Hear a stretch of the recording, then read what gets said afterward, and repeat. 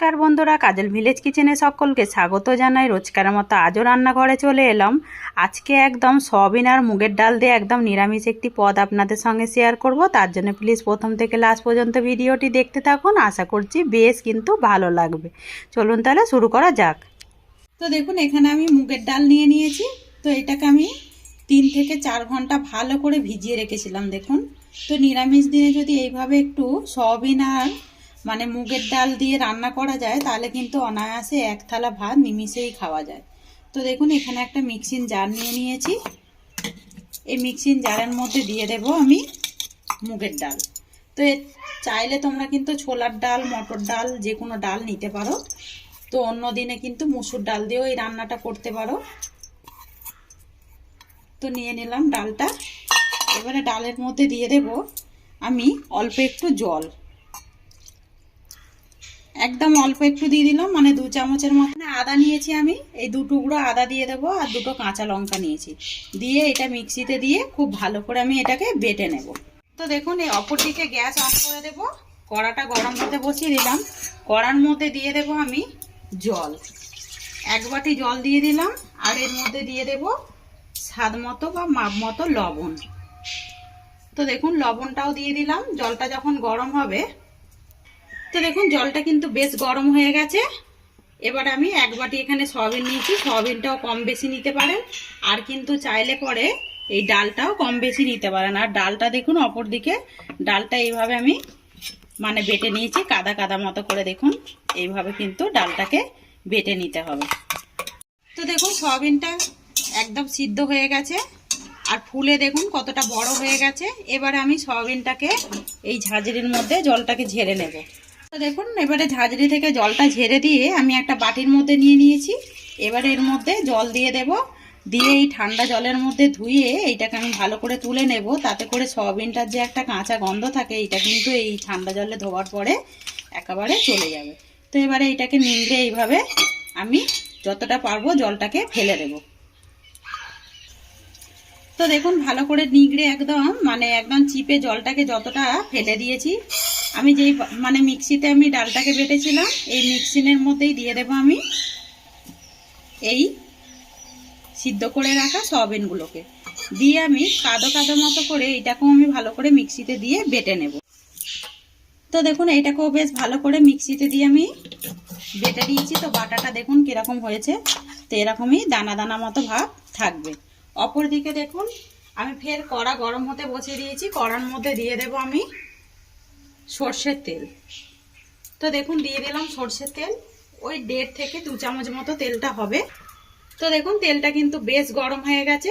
এর মধ্যে দিয়ে দেব কিছু ফোড়ন, দিয়ে দেব গোটা জিরে। তো দেখুন, জিরেটা এবারে ভাজা হতে হতে ততক্ষণে আমি, তো দেখুন জিরেটা কিন্তু বেশ ভাজা হয়ে গেছে। এর মধ্যে আমি দিয়ে দেবো একটু হিং ফোড়ন। হিং দিলে পরে এই খাবারের টেস্টটা কিন্তু বেশ ভালো লাগে। তো দেখুন, হিংটাকেও আমি দিয়ে দিলাম। হিংটা অতি অবশ্যই দেবেন, নিরামিষ তরকারির দিনে কিন্তু দিলে খেতে ভালো লাগে। এবার আমি আগে দিয়ে দেবো যে সয়াবিনটাকে ভালো করে বেটে রেখেছিলাম মিক্সিতে দিয়ে, এই সয়াবিনটাকে। তো দেখুন, সয়াবিনটাকে দিয়ে দিলাম। দিয়ে এটাকে 1 মিনিট মতো একটু ভেজে নেব। তাতে করে কাঁচা গন্ধটা যে থাকে এটা কিন্তু বেশ চলে যাবে। সয়াবিনটাকে এইভাবে দিয়ে আমি 1 মিনিট মতো ভেজে নেব।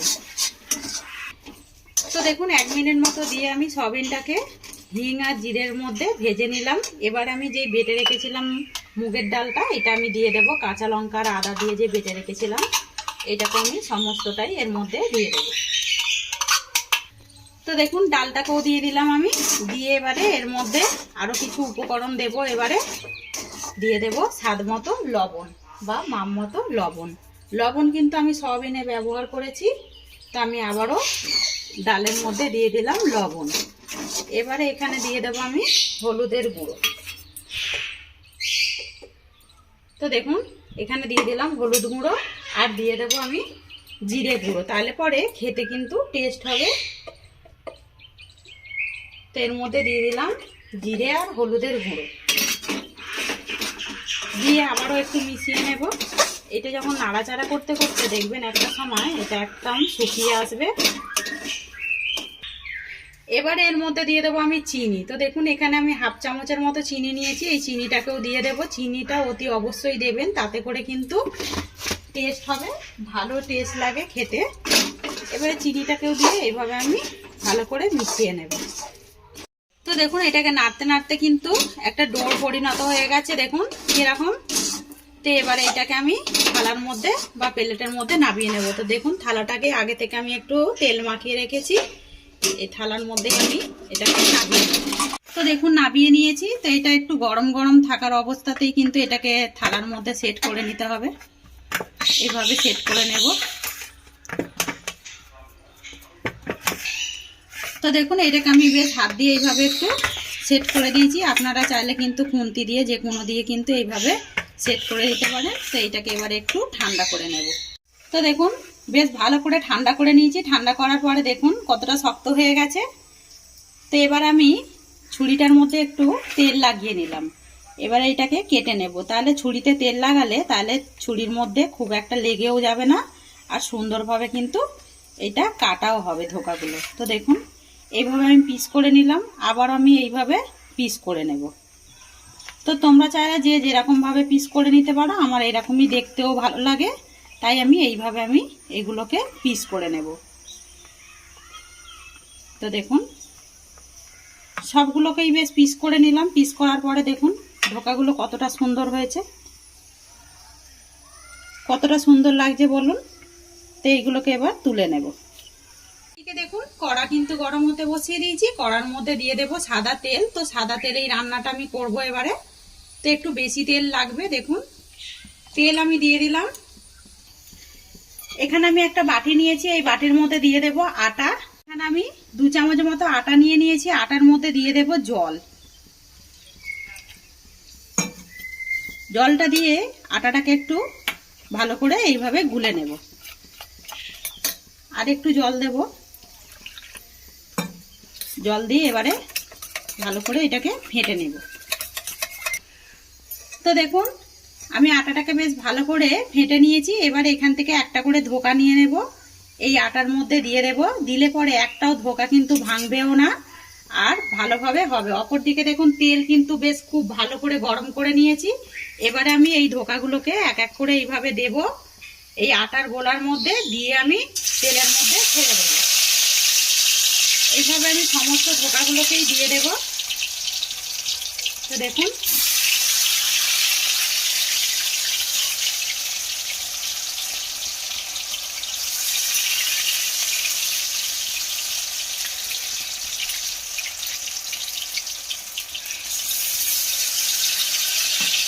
তো দেখুন ওপরটা কতটা সুন্দরভাবে লাল হয়ে গেছে। আমি কিন্তু এখনো উল্টে দিইনি। এবার আমি এটা উল্টে দেব। তো দেখুন এইভাবে উল্টে দেব। একটাও ধোকা কিন্তু এইভাবে যদি ভাজেন ভেঙেও যাবে না, আর মানে ছেড়েও যাবে না। দেখুন কত সুন্দর মাছের পিসের মতো করে ভাজা হচ্ছে। তো দেখুন এই ধোকাগুলো বেশ কিন্তু লাল লাল করে ভেজে নিয়েছি। এবার আমি একটা প্লেটের মধ্যে তুলে নেব। তো দেখুন ভাজাগুলো কতটা সুন্দর হয়েছে, আর ডালটা একেবারে মানে নোংরাও হলো না, যে ছেড়ে গিয়ে যে একটা নোংরা মতো হয় ওইটাও কিন্তু হলো না। দেখুন এবার অপর দিকে যে ধোকাগুলো রয়েছে ওইগুলোকে ওই একইভাবে এই আটাটাকে একটু ভেজে নেব। এইভাবে একবার ধোকা ভেজে দেখবেন একটাও ধোকা কিন্তু ভাঙবেও না, আর সুন্দরভাবে কিন্তু ভাজা হয়ে যাবে। এইভাবে আমি দিয়ে দেব, দিয়ে আবারও আমি তেলের মধ্যে দিয়ে দেবো। আর তেলটাকে সবসময় গরম রাখবেন, একেবারে গরম করে নিয়েই ধোকাগুলো দেবার চেষ্টা করবেন।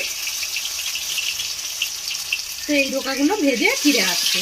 তো ধোকাগুলোই কিন্তু আমার সয়াবিন আর ডালের ধোকাগুলো ভাজা হয়ে গেছে। দেখুন কতটা সুন্দর লাগছে। দেখুন এগুলো কিন্তু এমনি ডাল ভাতের সঙ্গে খেতে বেশ ভালো লাগবে। অপরদিকে দেখুন ওই তেলের মধ্যে আমি এইভাবে আমি আলুকে কেটে রেখেছি। একটা আলু আমি কেটে নিয়েছি, এই আলুগুলোকে আমি তেলের মধ্যে দিয়ে দেব। এবারে এর মধ্যে দিয়ে দেবো স্বাদ মতো লবণ বা মাপ মতো লবণ, আর দিয়ে দেবো আমি ওর মধ্যে একটু হলুদের গুঁড়ো দিয়ে দেবো। হলুদের গুঁড়ো, তো দেখুন হলুদের গুঁড়ো দিয়ে দিলাম। দিয়ে এটাকে তো দেখুন আলুটাকে দিয়ে আমি সমস্ত এগুলোকে মিশিয়ে নিলাম। এবারে এটাকে লাল লাল করে ভেজে নেব ঢাকা চাপা দিয়ে।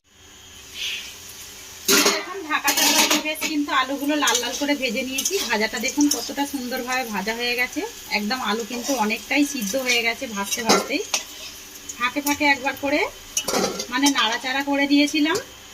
এবারে আলুগুলোকে একটা থালার মধ্যে তুলে নিলাম। এখান থেকে একটু তেল কমিয়ে নেব। তো আলুটাকে নামিয়ে নিলাম। অপর দিকে দেখুন তেলটাকে আমি বেশ কমিয়ে নিয়েছি, বেশ অনেকটাই তেল ছিল কিন্তু। এবারে এর মধ্যে কিছু ফোড়ন দেব। এই তেলের মধ্যে দিয়ে দেবো একটা তেজপাতাকে ফাটিয়ে নিয়ে তেজপাতা, আর দেখুন এখানে গোটা গরম মশলা নিয়েছি, দালচিনি, লবঙ্গ আর এলাচ, এইটাকেও আমি এর মধ্যে দিয়ে দেব। তো আমি এখানে একটা মাঝারি সাইজের টমেটোকে কেটে রেখেছিলাম, এই টমেটোটাকে দিয়ে দিলাম তেলের মধ্যে। ফোড়নটা থেকে যখন মিষ্টি একটা সুন্দর গন্ধ আসবে তখনই টমেটোটা দিয়ে দেবে, তাহলে কিন্তু টমেটোর একটা কাঁচা গন্ধ এটা চলে যাবে। যেহেতু নিরামিষ তাই জন্যই আগে দিয়ে দিলাম। আপনারা চাইলে কিন্তু পেঁয়াজ রসুন ব্যবহার করতে পারেন, আমি একদম নিরামিষ দিনের জন্যই করছি আজকে রান্নাটা। তো দেখুন টমেটোটাও বেশ ভাজা হয়ে গেছে। এবারে দিয়ে দেবো আমি এখানে আগে থেকে আমি দুটো কাঁচা লঙ্কা, আর দেখুন এখানে বেশ কিছুটা আদা বেটে রেখেছি, ওই মাপ মতো 1 চামচ হবে, এটা আমি দিয়ে দিলাম। দিয়ে আমি এবারে একটু ভালো করে কাঁচা লঙ্কা আর আদাটাকে একটু ভেজে নেব, যাতে করে একটু কাঁচা গন্ধটা চলে যায়। তো দেখুন আদা আর কাঁচা লঙ্কার গন্ধটা কিন্তু বেশ চলে গেছে, ভাজাও হয়ে গেছে। এবারে এখানে আমি অল্প করে আগে থেকে একটু জল দিয়ে দেবো। তো এইটা কিন্তু হাত ছোঁয়া জল, আমি আগে থেকে জলটাকে গরম করে নিয়েছিলাম। এবারে এর মধ্যে কিছু আমি গুঁড়ো মশলা অ্যাড করবো, দিয়ে দেবো রঙের জন্য হলুদের গুঁড়ো। তো দেখুন দিয়ে দিলাম হলুদের গুঁড়ো। এবারে দেবো ওতে জিরে গুঁড়ো, 1/2 চামচ দিয়ে দিলাম জিরে গুঁড়ো। এবারে দিয়ে দেবো আমি এখানে কাশ্মীরি লঙ্কার গুঁড়ো, দিলে পরে সুন্দর একটা রং হবে, তাই জন্য আমি কাশ্মীরি লঙ্কার গুঁড়ো ব্যবহার করলাম। আর আমি এখানে কাঁচা লঙ্কায় তরকারিতে রান্না করলাম। তো দিয়ে এবারে আমি এর মধ্যে দিয়ে দেবো মাপ মতো লবণ বা স্বাদ মতো লবণ। তো দেখুন লবণটাকেও দিয়ে দিলাম, দিয়ে এবারে মশলাটাকে একটু ঢাকা চাপা দিয়ে কষিয়ে নেব। দেখুন মশলা থেকে তেল ছাড়তে শুরু করেছে। এবারে আমি সমস্ত মশলাগুলোকে একটু এইভাবে একটু নাড়াচাড়া করে নেব। আর এবারে শত লাস্টে যেটা দেব এর মধ্যে চিনি। তো চিনিটা দিলে পরে যেহেতু নিরামিষ তরকারি, এতে করে স্বাদ ব্যালেন্স করে, আর তরকারির টেস্টটাও কিন্তু ভালো হয়, আর রঙটাও কিন্তু বেশ ভালো হয়। তো সব কিছু উপকরণ দিয়ে দিলাম। এবার আমি এখানে যে আমি আগে থেকে জলটাকে আমি হাত সহ গরম করে রেখেছিলাম, এই জলটাকে দিয়ে দেব। খুব বেশি গরম নয়, মানে ঠান্ডা হয়ে গেছে, জলটা আমি দিয়ে দিলাম। এবার আমি এর মধ্যে দিয়ে দেবো ভেজে রাখা আলুগুলোও দিয়ে দেব, আর ফোটানোর দরকার নেই, জলটা যেহেতু গরম রয়েছে তাই আমি আলুটা এর মধ্যে দিয়ে দিলাম। আমি আলুটাকেও দিয়ে দিলাম। আলুটা চাইলে আপনারা কষিয়ে নিতে পারেন, আমি খুব ভালো করে ভেজে নিয়েছি। দিয়ে এবারে ঢাকা দিয়ে দেব আলুটা সিদ্ধ হবার জন্য। তো দেখুন একেবারে কিন্তু ফুটে উঠেছে, খুব ভালো করে দেখুন আলুগুলো সিদ্ধ হয়ে গেছে একেবারে। এবারে আমি এই যে ভেজে রাখা এই ধোকাগুলোকে দিয়ে দেবো। আর ধোকাগুলো দেখুন ভেতরটাও কতটা সুন্দর হয়েছে, দেখুন এই দেখুন কতটা সুন্দর লাগছে। আমি ভেজে রাখা ধোকাগুলোকেও দিয়ে দেবো এবারে। এরকম নিরামিষ দিনে যদি রান্না হয়, কি রান্না হবে চিন্তা না করে এইভাবে একবার রান্না করে দেখবেন, খেতে কিন্তু বেশ দুর্দান্ত হয়। সমস্ত ধোকাগুলোকেই দিয়ে দিলাম, দিয়ে আমি মিশিয়ে দিলাম জলের মধ্যে। আর বেশি নাড়াচাড়া করব না, এবারে কিন্তু জল পেয়ে এগুলো কিন্তু নরম হয়ে যাবে। এখানে আমি কিছু উপকরণ দিয়ে দেবো, এই ফাঁকেই দিয়ে দেবো আমি গরম মশলা, 1/2 চামচ দিয়ে দিলাম গরম মশলা গুঁড়ো, আর দিয়ে দেবো একটু ঘি। তো দেখুন ঘিও দিয়ে দিলাম, আমি ওই 1/2 চামচের মতো দিয়েছি আমি। দিয়ে আমি একটু মিশিয়ে দিলাম হালকা হাতে। আবার আমি এটাকে ঢাকা দিয়ে এবার একটু দমে রান্না করে ফিরে আসছি। তো দেখুন দমে কিন্তু রান্না করে নিলাম। এবার ওপর থেকে দুটো কাঁচা লঙ্কা দিয়ে দেব।